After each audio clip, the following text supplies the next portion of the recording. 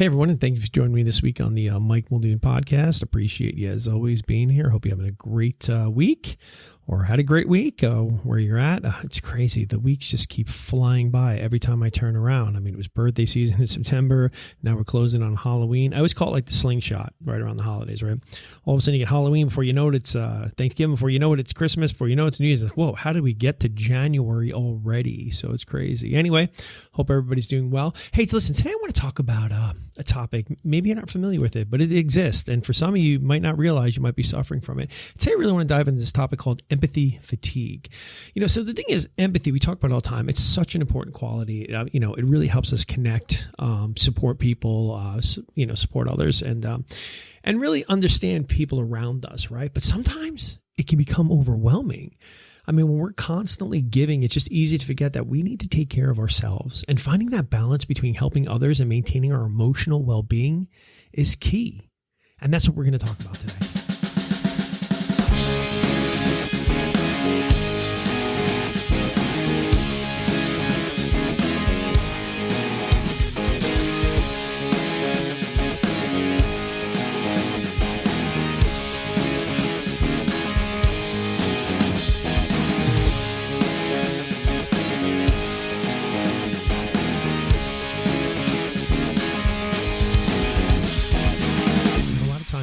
Empathy fatigue. You think it would be like more with people who, maybe in healthcare workers, right? That something's really only experienced by like healthcare workers or therapists or caregivers, those who deal with heavy emotional burdens like every day. It's just something they deal with daily. But the truth is, empathy fatigue, it can really happen to anyone. I mean, whether you're the person your friends are always turning to, or you're managing the emotions or the emotional needs of family members or other friends or people you work with. I mean, the constant act of caring for others can really leave you feeling sort of drained and just emotionally exhausted. See, empathy fatigue really occurs when you spend a lot of your emotional energy caring for others without giving yourself enough time to just rest and recharge.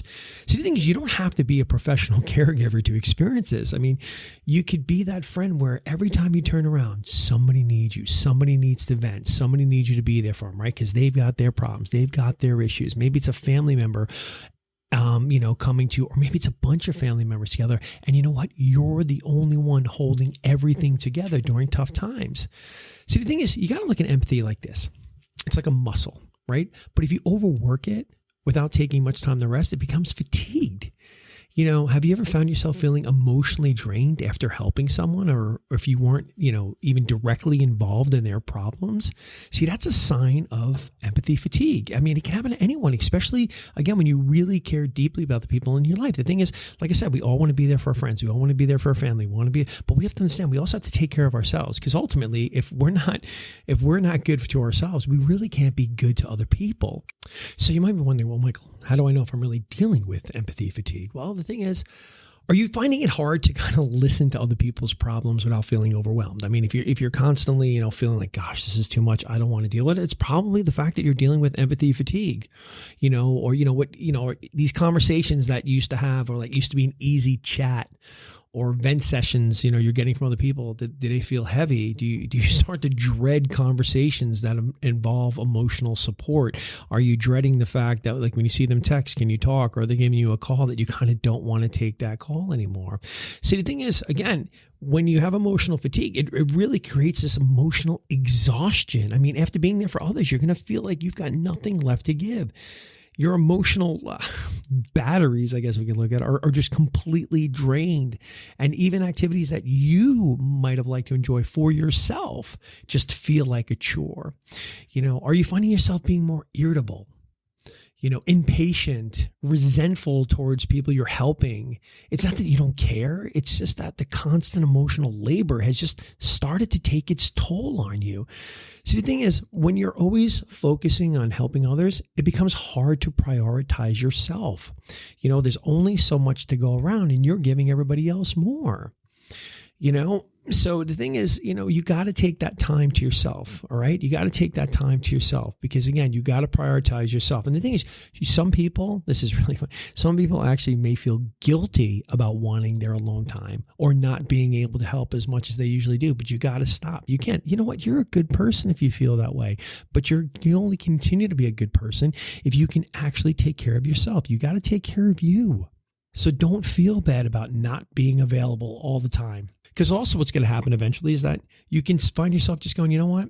I'm just going to avoid any interactions. I'm going to, even a casual hangout with somebody can, maybe feel like a burden. You might start withdrawing from social situations, not because you don't like being around people, but because you're emotionally spent and need a break. And that's not good. You deserve to be out there.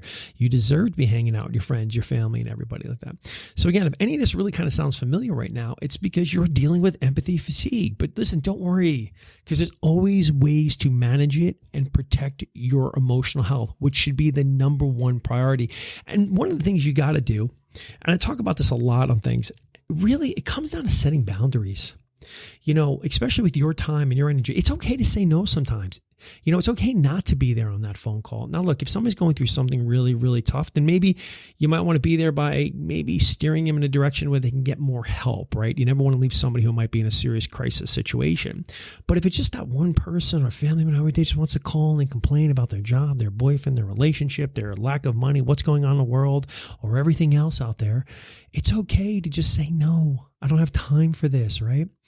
If you're always that go-to person for emotional support, you got to set those boundaries. And that's going to help you protect your mental and emotional space. I mean, you don't have to be available all the time. And saying no, it doesn't mean you care less. It just means, look, man, I'm taking care of myself today.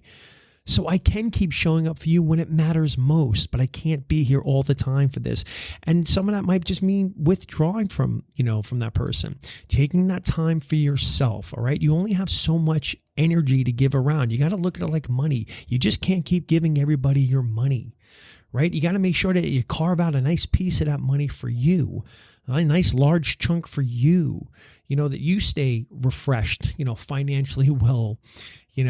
Take time for you throughout the day, read, walk, engage in hobbies, do whatever you want to do. Who cares? Go watch a series on Netflix, but whatever makes you happy, but you have to take time for you. And here's the other thing.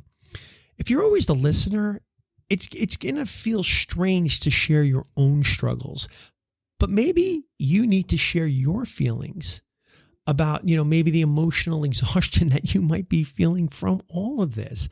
Let people know that you need support. It's not a sign of weakness. It's a sign of being human. Let somebody else return the favor to you. The other thing is, gosh, man, I don't know about you, but I get tired more and more about social media. And sometimes empathy fatigue isn't just about people, right? We're close to. It's about the world we live in, right? It's constantly being exposed to negative news, social media, especially right now, especially, if you're living in the United States, for those who don't know or don't remember, I'm in the UK right now, but I still pay attention to everything. I mean, constantly being exposed to negative news, social media, or all these other stresses can really add to your emotional drain. So if you're somebody like that, really struggling, find yourself getting angry and mad about every post, especially, let's be honest, I've been there. I've actually had some comments recently. I don't get involved with political arguments, but I do step in a lot of times when I see stupid things that are being shared without any proper information behind it. And they're completely false. They're completely lies. And I'm talking on both sides of the party. I'm not taking one side of the party where you can just tell nobody does any research. Somebody just randomly puts it out there and everybody's like, oh my God, and they get so excited. And not excited, but like hated and arguing. It's like, that's not even true. That's not even remotely true. Actually, you could do a Google search and find out in 6 seconds that's a lie. But you know what? People just throw it out there and, nobody does their own research and information. Anyway, then I get a little bit. So even I have to step back, right? I've got to step back from social media and stuff doing that. So the thing is, look, ultimately, you got to take time for yourself. Find activities that fill your emotional tank without requiring a lot of emotional labor. Again, giving yourself some time. I tell this to my wife, she loves to be there for people all the time, obviously the kids, for me, the house, her friends, her this and that. And I feel like a lot of times it's at her own emotional well-being that sometimes I have to tell her, look, you got to stop. You can't be there. You got to take care of yourself, because the thing is, you're no good to anybody else if you're not feeling good, if you're not feeling charged. All right. So here's the thing. If you've been feeling emotionally drained, here's my small challenge for you this week.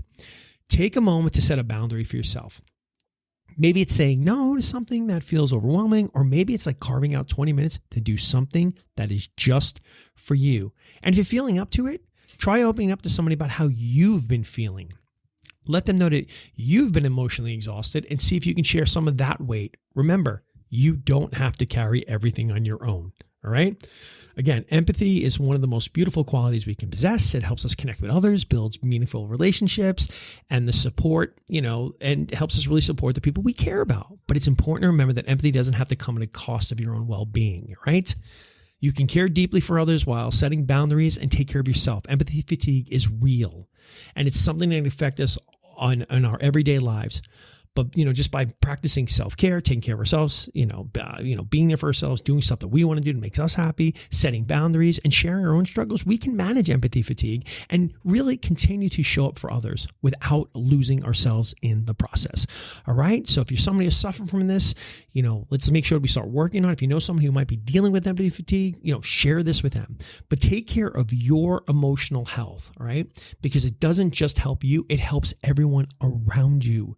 And remember, everyone has a little bit of room to improve a little bit, but ultimately we need to take care of ourselves. All right. It's like being on an airplane. What do they always say? Put the oxygen mask on yourself before you do your kids, which does seem a little weird, but ultimately, if you're not taking care of yourself in that situation, how are you going to take care of others? All right.